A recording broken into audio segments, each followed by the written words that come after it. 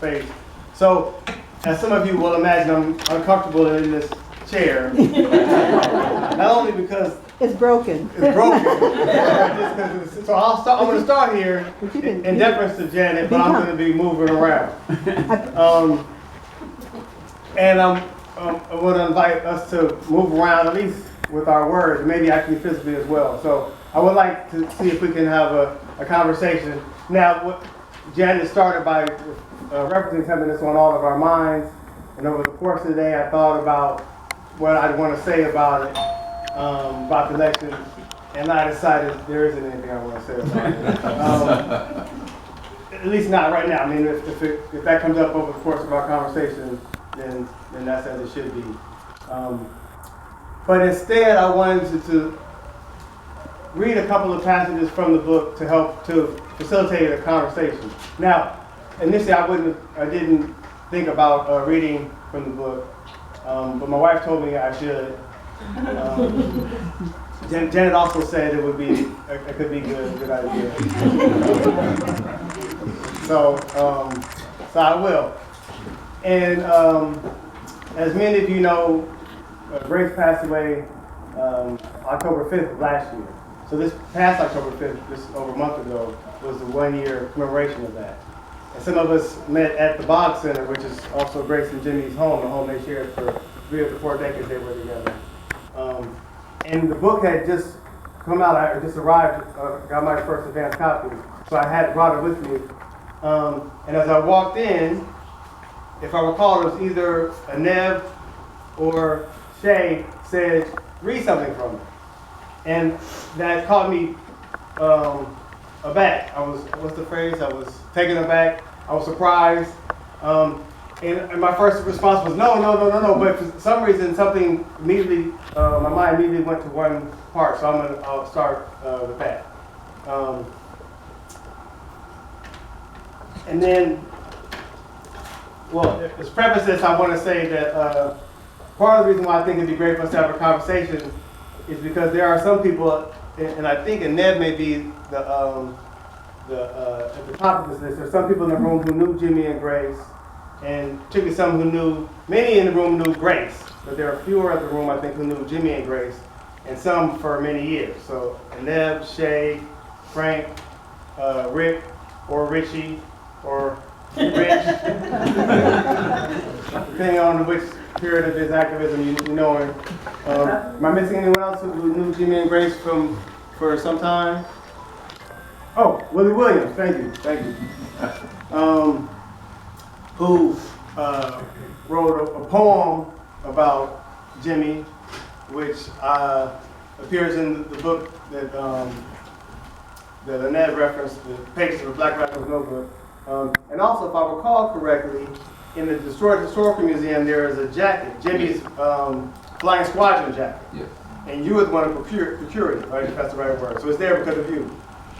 So yeah, so Willie Williams should be in that group as well. So, all that to say is, it's going to be a lot of words for me, and I hope we'll hear some words from them and others. So the first thing I want to read is actually the very first paragraph in the book. It's in the acknowledgments. And again, I hope this will set the tone for the conversation. My life has been enriched through studying the ideas, activism, and partnership of James and Grace Lee Boggs. Of the many things I gained, one of the most important is a deeper respect and greater appreciation for the importance of community, the connections we have to each other, and the relationships that sustain us. One occasion stands out as one of my favorite illustrations of this importance. In 1990, as James Boggs faced an uncertain future in his battle with cancer, fellow activists and friends of James and Grace Lee Boggs held a community celebration to honor the couple. After several people spoke in tribute and appreciation for the Boggs' decades of activism and mentorship, James Boggs delivered a moving speech thanking the assembled comrades, but asking them not to lose sight of the larger community of which they all were a part. I want to thank you for bringing us here together in this kind of setting, because I think in this kind of setting, we cannot just celebrate Grace and I, Jimmy insisted. Let me tell you something. Grace and I in ourselves is nobody. It is only in relationship to other bodies, and many somebodies, but anybody is somebody. Let me tell you that. Don't get it in your cotton-picking mind that you are somebody in and of yourself. Those are Jimmy's words. So in that spirit, I offer these acknowledgments in sincere recognition of the many somebodies who have made me somebody and who have been part of the journey that produced this book. So the rest of the acknowledgement, I speak of those people, many of whom are in the room. But with that, I'd like to now invite others in the room to respond to that, or just any reflections they have on Jimmy or Grace. Whatever that spirit of us being somebody because of each other raises for you. So I'm going to move from this part. And I'll manage the And I'm comfortable with that too. That's good. I'm comfortable calling on Okay, people. we can have hands up and they'll give you a number, and you just remember your number. We'll have some order to this. Go ahead. And there are a few people in the room who were there at that moment, at that celebration in 1990. So if we have to, we can call on them, right? We often like to say questions, compliments, comments are all welcome.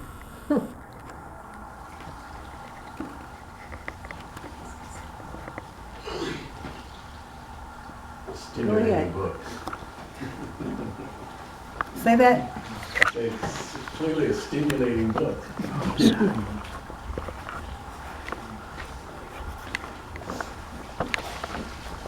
So, Stephen, I'll come out with one. Oh, okay, go ahead. Well, I didn't know Grace and Jimmy personally, but just hearing, I do know a little bit about the life of James and Grace and Boggs, and just to think that somebody near, the end of their life that accomplished so much as far as, pushing civil rights could really rest on their laurels, but was actually so focused on pushing it back into the community. I think that's really, really admirable, especially when so many people like to rest on their laurels.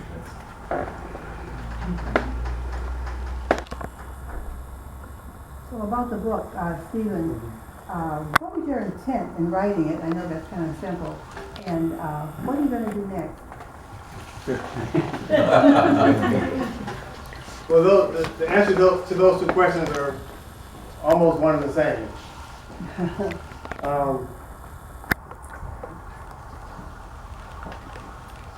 My intent in writing the book evolved.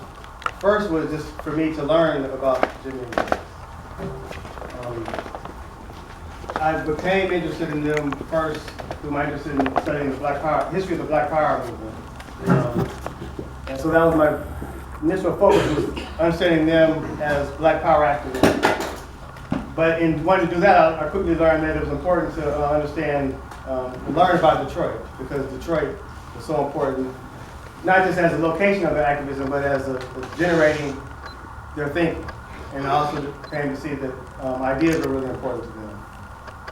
So my purpose evolved to wanting to understand and learn about Detroit, their place in Detroit's history, and also as a way to think about radical activism, radical change, revolutionary thought contemporarily.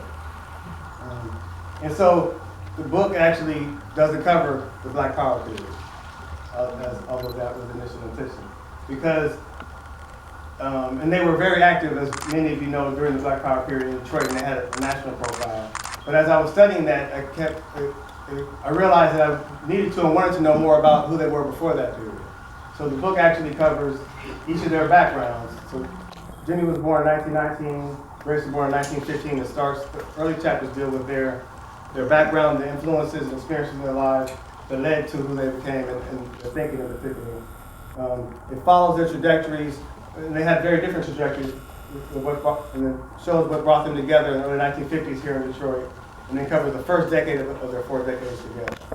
So the book ends, last chapter covers the year 1963, which of course is a momentous year, a very important year for them, for some people in this room, for the city, for the country. And so that's the ending point of the book. That's the last chapter. The epilogue summarizes or speaks in some very quick overview of their activism through Jimmy's passing in 1993 and Grace since then. And that brings me to the other question, which is what am I working for, what I'll be doing now? the next volume of this. So I have planned to do three volumes. This is the first 3 volumes on the bottom. The next one will pick up in the year 1963 and go through probably the late 70s. The third one, pick up from there and go as close to today as I can, whatever that today will be. So those are 2 answers to that. In light of the events related to last Sunday, what if they would tell us? Hope. What would Jimmy and Grace tell us particularly about how to cope? So, my inclination is to not try to guess what they would say, but just to look at to see what they have said. So, I want to answer that, but first I want to see if anyone else wants to answer that. Rick, you had your hand up, and maybe something different than something else. Mary? I speak as a young person who learned about race and Boggs from you, and read The Next American Revolution as an undergrad, and that speaking in that book about planting seeds of hope and inspiring the next generation to pick up where activists and previous generations have left off, and just trying to evolve how we relate to one another and grow our hearts and not allow the hate that's been spit everywhere to, I guess, stop the fight. Just stop the Fight. Stop the fight, not For the good, yeah. I don't mean to sound cliche, and I guess I really don't, because part of the answer to that question, and I know you were going to, I think, talk about this, Stephen, but it's in the title of the book itself: Love and Struggle. We got to continue to love each other, our families, our communities, our institutions, our ideals, and we got to keep struggling. I mean, I can remember at the, what was it, Stephen? Was it the 35th anniversary of CAS? You know, by that time, Grace, of course, was wheelchair bound, and she came out and helped us celebrate, but more than celebrate, she held our feet to the fire. She called BS on those places when we would talk about or offer platitudes and not have some programmatic action to follow it. The pain that I think many of us are feeling right now is important because it lets us know that we're still alive. We can still feel something. It's when we don't, when our throat doesn't catch, or the tears don't start coming, that we lose something that Grace and Jimmy, that I learned primarily through Stephen's work and of course their own. It's what it means to be human. So I'd encourage all of us to feel what we feel and to express it in whatever way we find appropriate, and to share each other's company in those moments of sadness.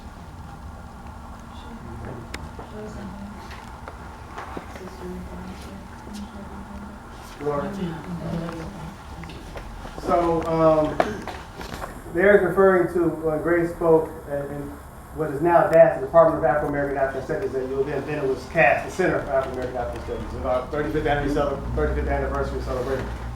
And part of the reason why Grace was chosen to speak there is because she had a long record of speaking at U of M and in that department in particular. And the first person that I know of who invited her to speak in the African American Studies program at U of M was a man named Jim Chafers, who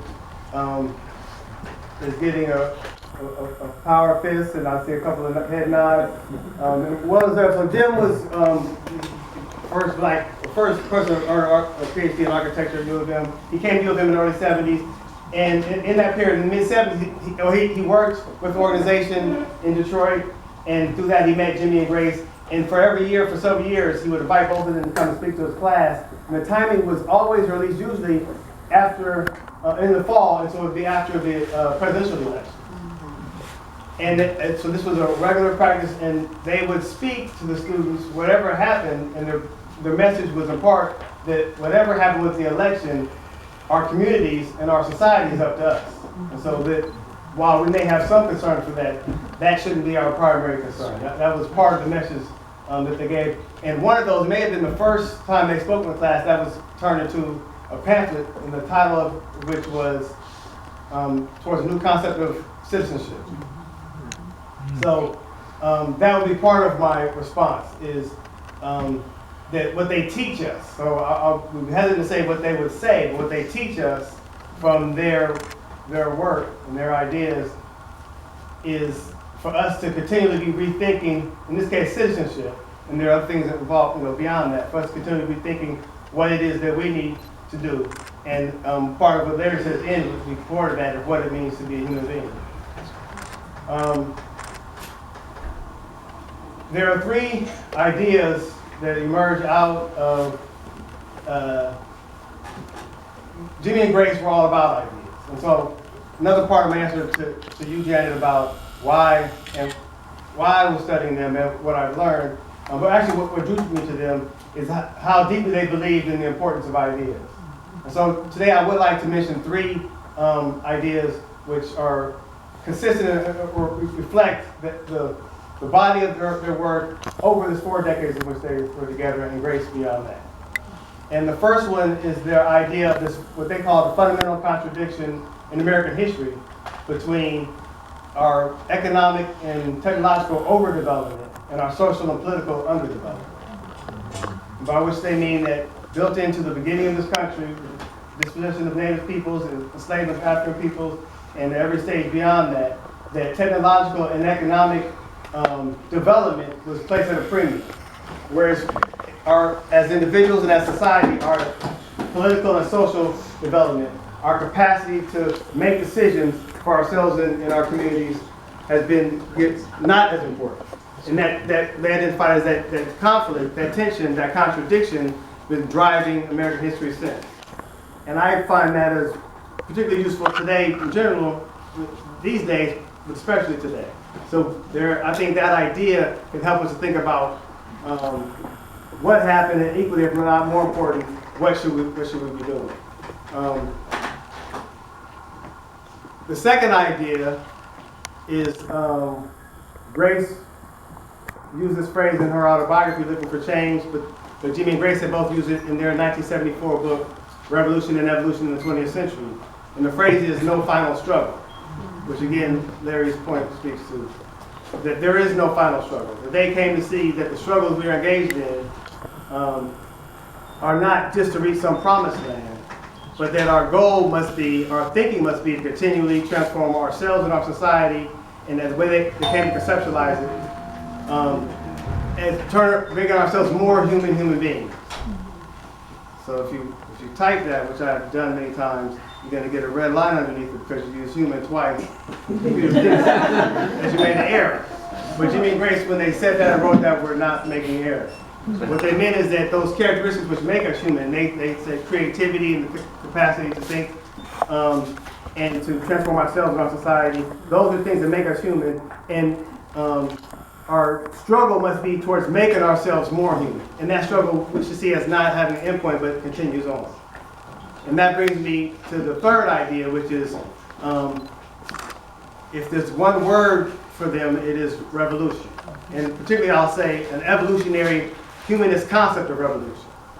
So they both were revolutionaries before they met each other in 1953. And they both had come to see themselves as committed to creating a distinctly American revolution when they met in 1953. Over the next 4 decades of their lives together, and then Grace beyond that, they continue to evolve in their understanding of what that meant, of what revolution meant, what making a revolution in this country meant. And that also, to me, is one of the things that makes them so important and interesting and useful and valuable for now, overall, and for today. This idea that that we can continue to make ourselves more human, and that our struggles must be for that purpose, and that we should understand revolution is not just taking power, not just replacing those in power with someone else, not just for bringing more material benefits or material meeting material needs, but for this concept of making ourselves and our societies more human beings. So this is another point where I want to turn to some of you. There's even more people in the room now than when I first made that call. So, and I'm moving around again. But I do have another passage. Yes, sir?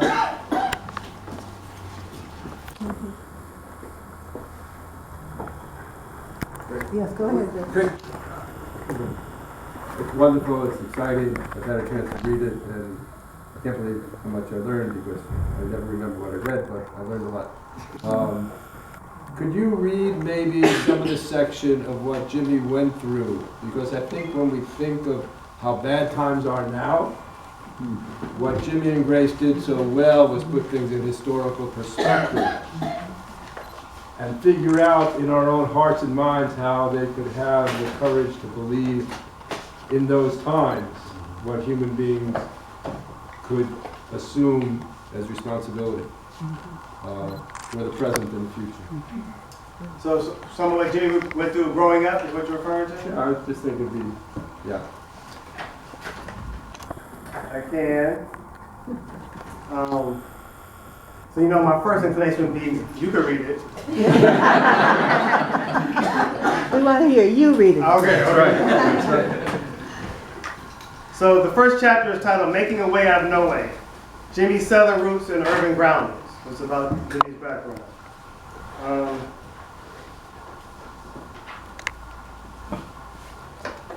I grew up in a little town called Marion Junction, Alabama, James Boggs frequently recalled, where white people were ladies and gentlemen by day and Ku Klux Klanners at night. During his childhood in the 1920s and 1930s, he explained, whites committed acts of violence nearly every weekend to set an example so you would be a nice fellow for the rest of the week. That's his quote. Saturday night, the sheriff from nearby Selma would come in shooting and raising Cain to see the colored folk run. The refrain of the sheriff and those with him was, "See the niggers run." Meanwhile, local white youth who had been drinking at the service station Saturday night might, quote, go up the road to have a little fun. They would perhaps meet some Negro and beat him up and leave him laying on the side of the road. Close quote. The victims of these beatings usually did not die, but in some cases the violence of whites against black neighbors did result in murder. Every once in a while, Jimmy remembered, you see somebody kill somebody. The murderers would leave the deceased in plain view, while other white citizens would, quote, sit around and play checkers while the black body lay out there, close quote. Racial terror and white supremacy permeated the state of Alabama and shaped the environment in which James Boggs lived.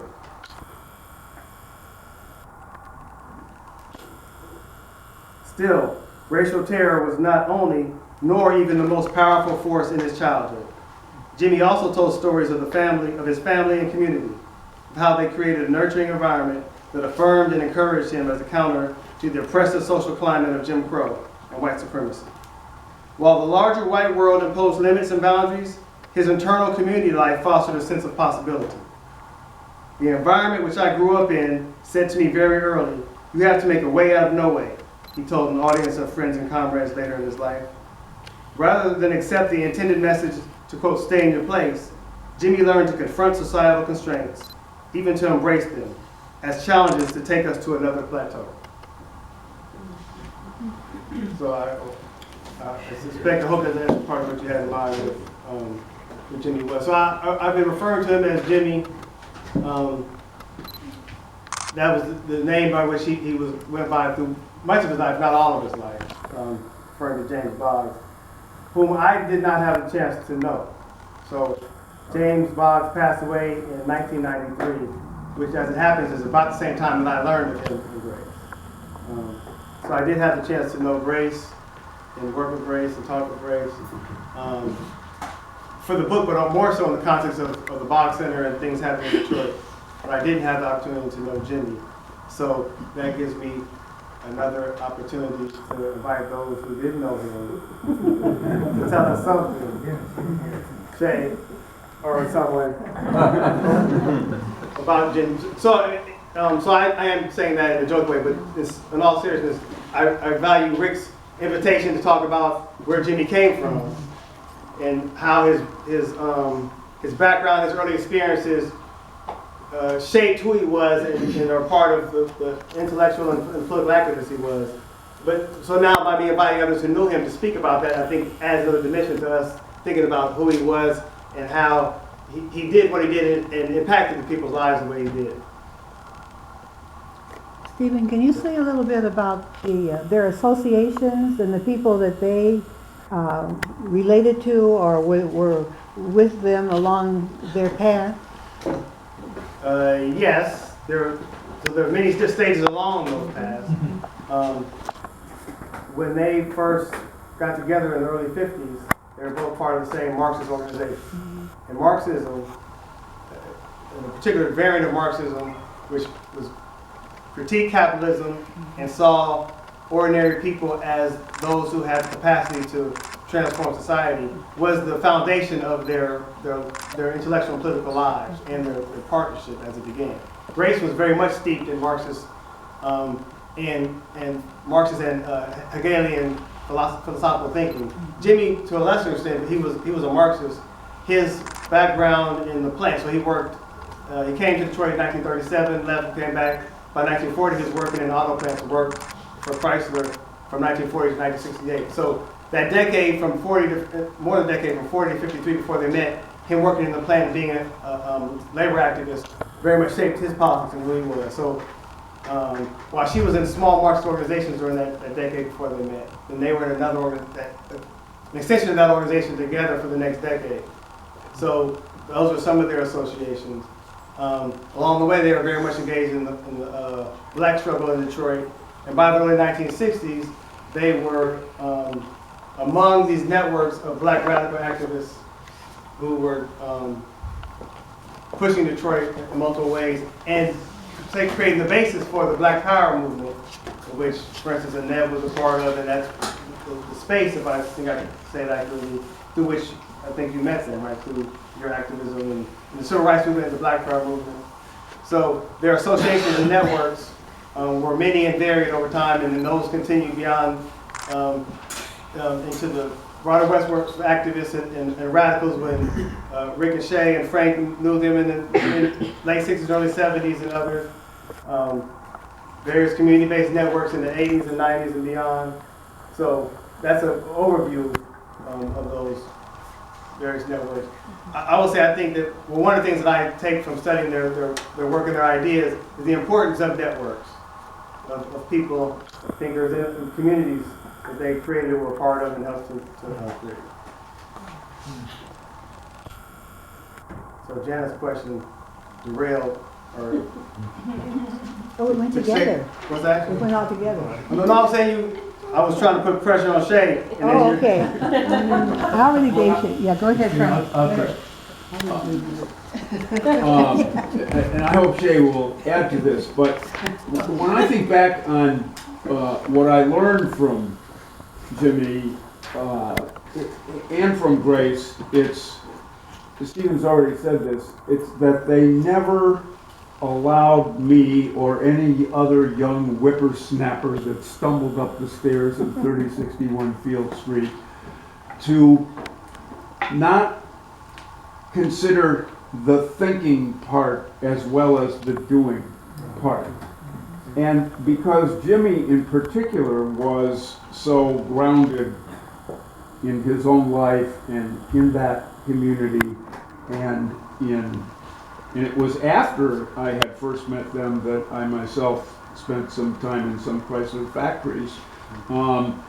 But this capacity to connect what was to be done in the daily struggle and the daily love with a with an analytic as opposed to a doctrinaire template that